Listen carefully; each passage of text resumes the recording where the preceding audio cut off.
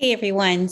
I wanted to do a quick video that shows you how to create a party in Consultants Corner that self-hosted. So that is a party that you are hosting. You may choose to do this when you are doing a launch party.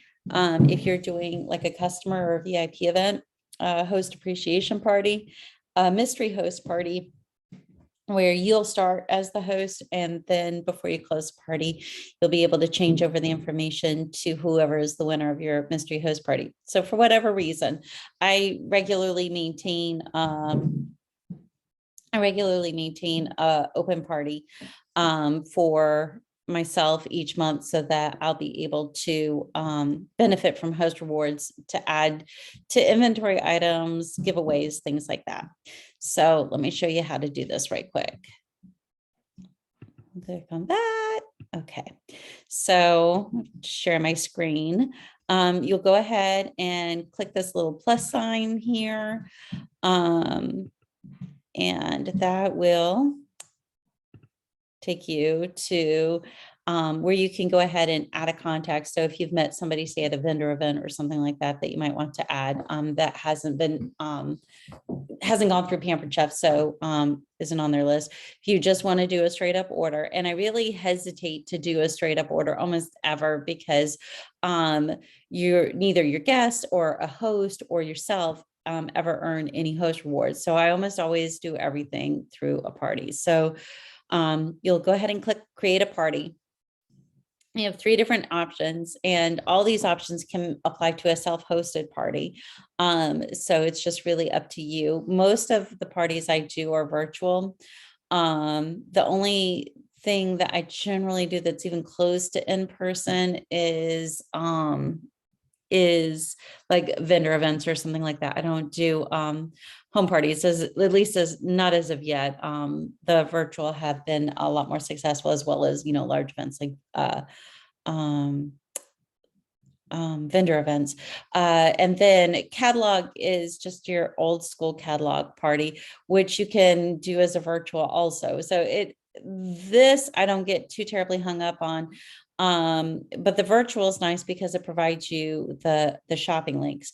Okay, so I'm going to select virtual. Then you come down here and you have 3 options. You are able to skip and not pick any of those options if you don't want to. So a fundraiser event will allow you to provide funds to a particular organization, but there won't, well, I didn't want to say there won't be any host rewards. There'll be very limited host rewards. Your host, unless it's you, will get a 10% discount for the rest of the year on any purchases they make. Either you or another person as host will also receive the monthly host special if the party is qualified. Weddings allow you to connect a registry to the event. So even if you're doing a housewarming party or a birthday party, if your host has a registry that they want their guests to be able to access, you want to identify it as a wedding. It won't automatically tell everybody else that it's wedding, so you don't need to worry about it looking awkward or wrong for like a housewarming party or something like that. And then shared rewards parties. There are no host rewards. Your host, unless it's you as a consultant, will receive that 10% for a year and have the ability to receive the booking special. So the 40% off for any bookings off of their party, and the opportunity to get $50 credit when they have 3 qualified bookings off of their party. But there are no free products. There's no monthly host special, no half price items, none of that. You'll pick whichever one is appropriate for you. The date, depending on what kind of event, if you are doing like a mystery host event, you might have a legit start date. If you are just creating an event in order to place outside orders in so that you can earn some host rewards, the date really isn't that big of a deal. So I'm going to say that my event's starting tomorrow. And then here is where the big distinction comes if you're doing a self-hosted event. So you do consultant as host, and it'll automatically autofill all your information. Now you do want to come here I do want to come here, you probably do too, and click that, because it by clicking that, you will not display all your personal information to anybody who happens to have the party link. I do that for my hosts too. I don't see any reason that their address needs to be included. If you're going to be shipping things to somebody other than yourself, you can go ahead and add their information. You could theoretically do this as a means of doing your mystery host. Of course, you wouldn't know that it's set up, but you could come back later and edit it. But I really think it's much better if somebody wins the mystery host prize to actually make them a legit host so that they'll get that 10% discount. Otherwise, they won't get that. Down here, you'll name your party. Again, if it's a party in which you're just collecting outside orders in, don't get too hung up on creating a party name. But like right now, I'm doing a 12 days of Christmas event. When I created my party name, it says 12 days of Christmas in here, so that when people click on it, they feel like they're in the right place. Something that's important to know is that that party name can be changed throughout. So what was today the 12 days of Christmas party might be New Year, New You come January, where I won't close the party, but I'll change the party name to serve my purposes at that particular time. And it allows me to continue to accrue sales and earn additional rewards without, I'm sorry, I'm talking so slow, without having to actually close the party. And then you'll just come down here and click create the party. And here's all your information. So now we have this party set up. If you're using this party to add in outside orders, you will go ahead and click on cart.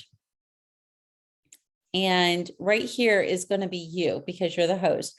If somebody else was the host, it'd be somebody else's information.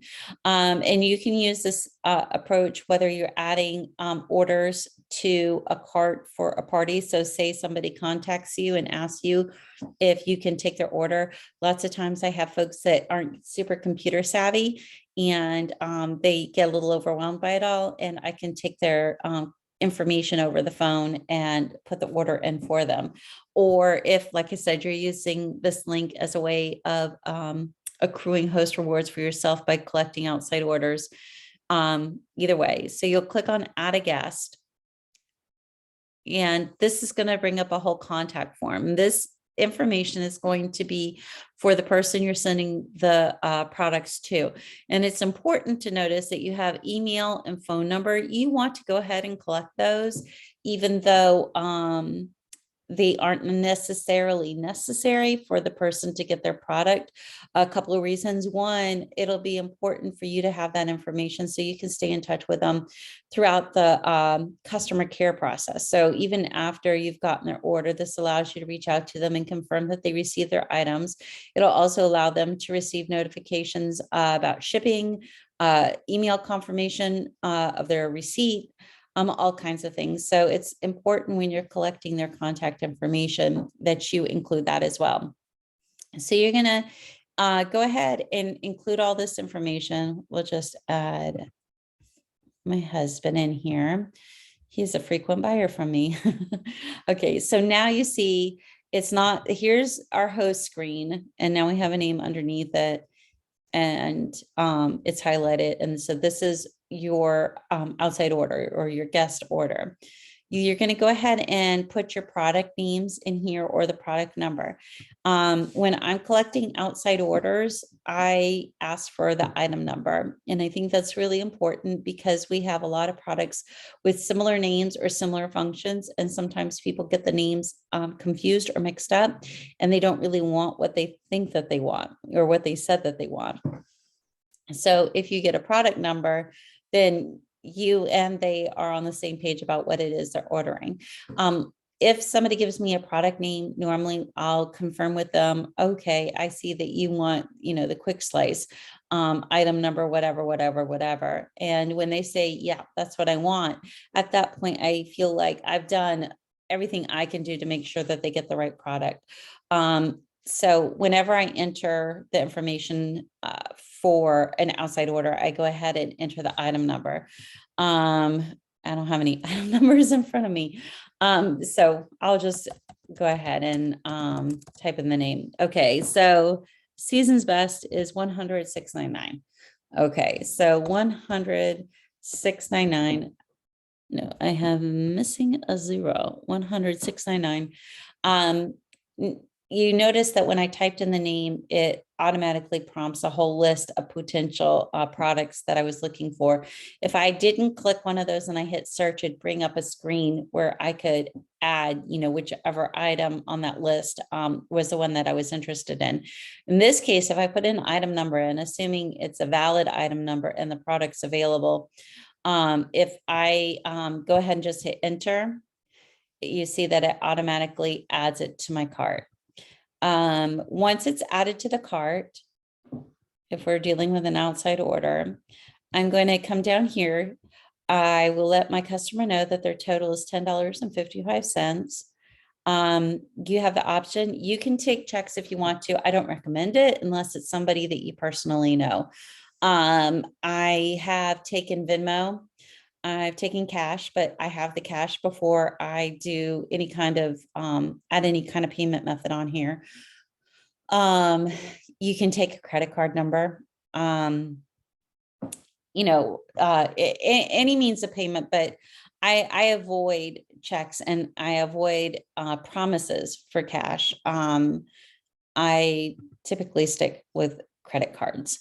Or like I said, somebody can Venmo me, in which case I would put my own payment information in here.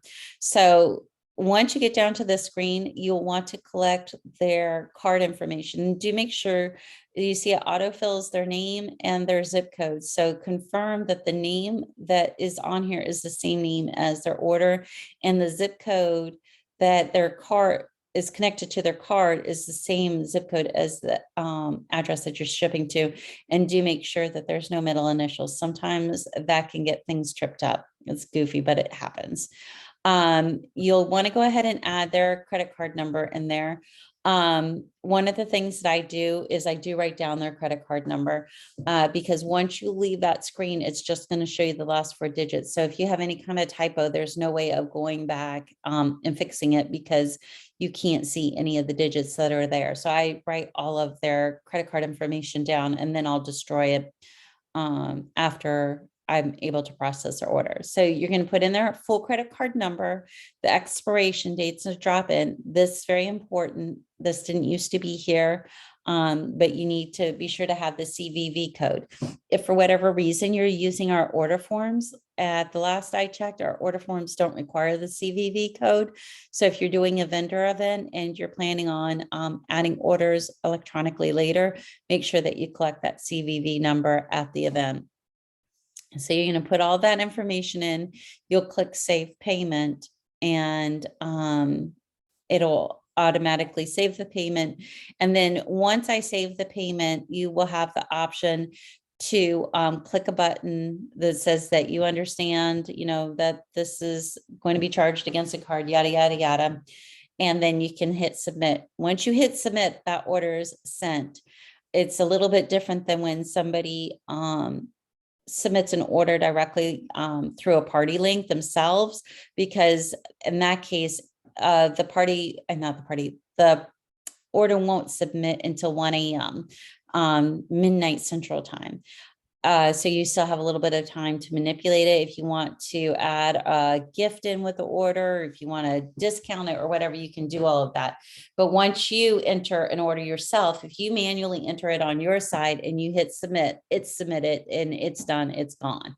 So do be very sure that everything is as you want it before you hit that submit button. So that is basically the deal. And like I said, you can just keep adding to this over the course of a month or a couple of months. And then once you're done, you just hit the review, summary, and finalize show, just the same as you would with any other party. So hopefully that was helpful. But if you do end up having any other questions, of course, you can let me know and I will talk to you soon. Bye.